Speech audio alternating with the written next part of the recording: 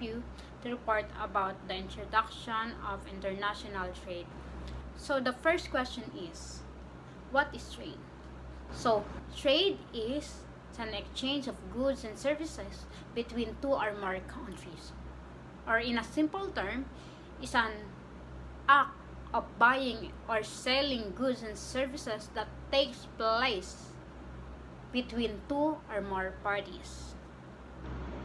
Here in front of you are the diagram about the graph about the trade. Trade is divided into two. The internal and the external, or we call it the internal is the domestic trade, and the externals we call it the foreign trade. Okay, let's talk about the internal trade. There are two types of internal, the wholesale trade and the retail trade. So what is the wholesale trade? It's a wholesaling, or buying a bulk or larger quantities of goods and services directly from manufacturer or the producers. While in the retail or the retailing, buying a smaller lots from the wholesale. It is in the retailing. So what is the relevance of the two? The relevance of the two is the importance of the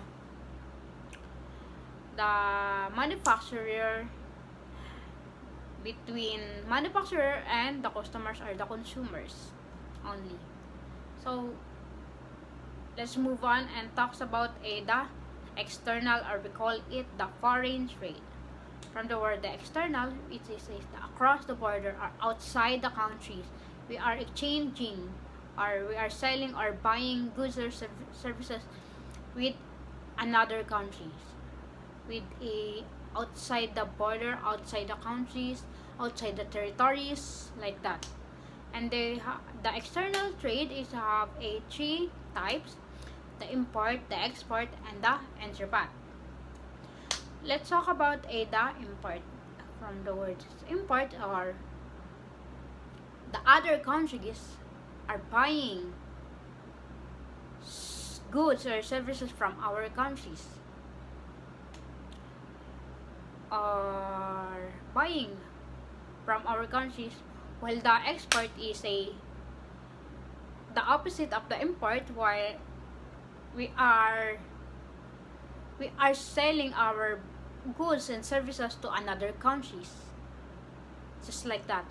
And the entrepot is the connection of the two, the export and the import trade.